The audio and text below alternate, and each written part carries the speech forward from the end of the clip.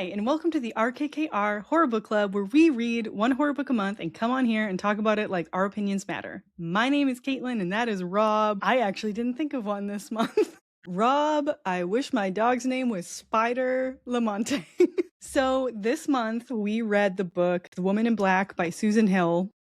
And if you didn't read it, the synopsis is Arthur Kipp is an up-and-coming solicitor who is based in London, who has to travel to Eelmarsh to deal with paperwork of the recently deceased Mrs. Dreblow, Alice Dreblow. And while he's there, he has a run-in with ghosts. Real jerk of a ghost. Let's just put it that way. I thought the scenery of this book, I'll say that right off the rip. Did you feel like you wanted to hang out at Eelmarsh so bad? Yeah. Super duper bad. The one thing I do think really stands out and like is very of the time is the description of like the London fog. Do you know anything about like the London fog and like how bad it was at that time? No. It was actually like a real like safety hazard. They used to call it like pea soup. Like it was like really, really, really thick, bad fog of the time from like just burning like a lot of coal, industrial stuff, and it was like actually like really, really bad for like a long period of time in London. But Wow. like it's so when he says like, oh, I need to like it would be nice to go out into the country and get like out of some of this fog, and then they're like, yeah, the fog's not really that clear up here. Yeah. It's like pretty bad. But having said that, God, I still wish I could have like hung out in like Eelmarsh and like that whole area. It sounded like so much fun. Yeah. Yeah. It sounded, really spooky. But I will say, I watched the movie in, I don't know, whenever it came out with Daniel Radcliffe. And so although I don't remember that movie at the time of reading this book, I still had the imagery from the movie. So that's what was playing in my head the whole time. And like Arthur Kipp was Daniel Radcliffe in my brain.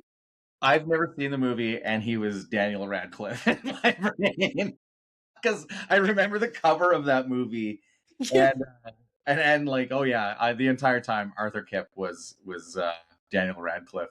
I will say this: the audiobook was awesome. Like it Really? was a very, very well produced short story. They had like sound effects and everything, so it really like gave it a lot of depth. Papa Iseju was the narrator to it, and he was awesome. He gave every character their own voice, and like I don't want to harp on Zur Sands again, but like to me, that's how you do it. Like you give everyone their own voice, and he killed it out of the park, home run for him. Plus, but I will give uh, a little bit of credit to Zur Sands. They didn't have the production that this short story did. Okay. And also, this is like a really famous story. Like, so it's been like put into plays and movies and everything too for a really long time. So Mhm. yeah, there's a difference in production value for sure. But this was Yeah. awesome. It really kept me in it. You know? Yeah. I was okay. I'm really glad that you had like a win this month. Yeah. That was good. Um, It was a really fun short story with yeah, I that. was going to say, was it scary for you or? I mean, scary, no, but it was fun. When they did the whole, horse and what do they call it again? It's called a trap. Is that what it was? I actually don't remember. I don't remember what it's called. Horse and buggy, like that kind of thing. When he was in his like Eel Marsh and hearing the sounds of like the horse screaming and the child screaming in the ocean, they did that like really, really well. It was good. Oh, Like you could actually hear him talking about it, and then as he continues to talk about it, you would hear like a horse and a child like in the background and yeah. everything. So like again, that production value makes it so much more like ooh. Yeah. Oh, that's great because I know when I read it, Half of it was on an airplane, and I still found it like scary. And then the other half was in a hotel late at night, and I was like, "Oh yeah, this is perfect." Like it was a perfect little like travel story. And I did afterwards watch the movie to get a refresher. Yeah. And the movie is so much different. In the book, eh? Yeah. Yeah, I sent you that screenshot of the woman with the two dogs because she lost her child to the woman in black and now she just has kids. And sorry, can you hear that dinging? I did, yeah. Shit. Unprofessional. Sorry. I don't remember what I was saying, but oh yeah. And then that now she has two twin dogs, and I'm like, oh my god, that's gonna be me in my 70s. Okay. Well, so when you sent me that clip, I was waiting for the two dogs scene in the book the entire time. Also, Spider, solid. What a G. What a G. Like totally like, yeah, man, I'll fight that ghost for you. Open up Yeah. the door. I will kick that thing's fucking ass. Yeah. Man, let me at it. Oh God, what an awesome. I was so happy that like, this companion that he has is just like, that's my bud. That's my boy.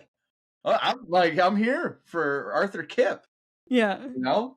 Even Yeah. though Arthur Kipp potentially almost ruined Christmas with his Christmas goddamn ghost story. You know? Yeah.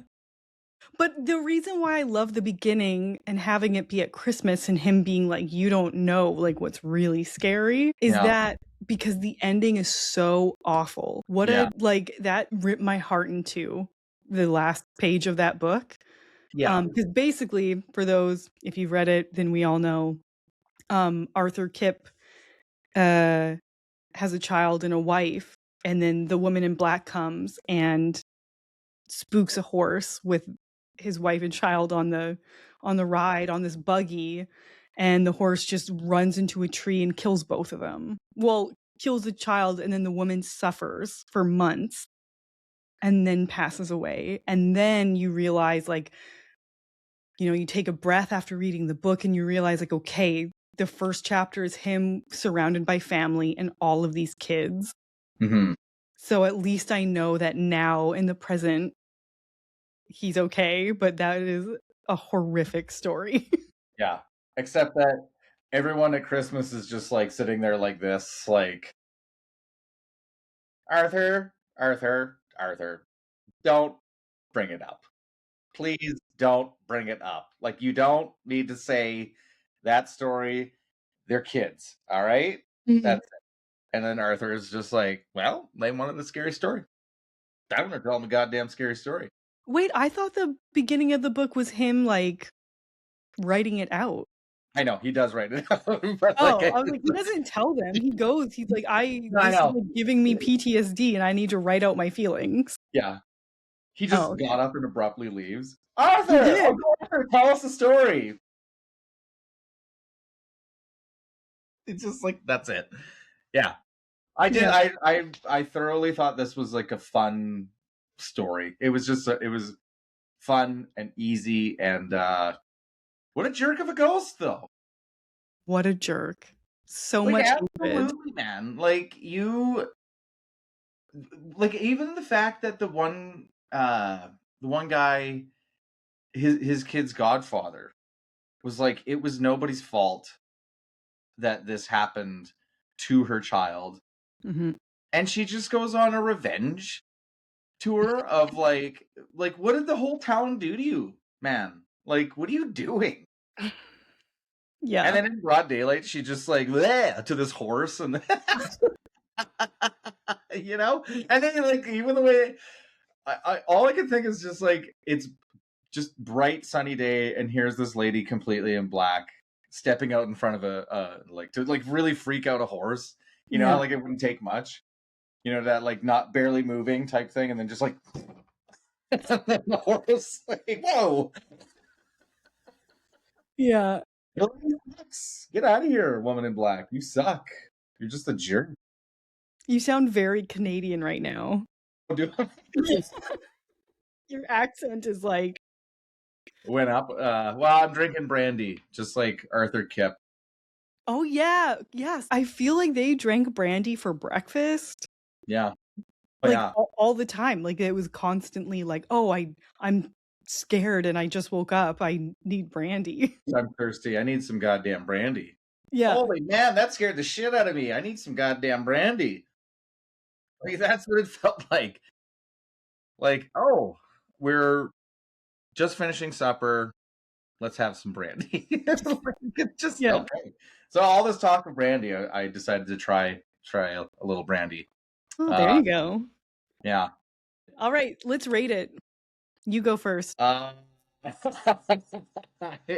I'll give it a four, stepping out in front of a carriage with a kid in it out of fives.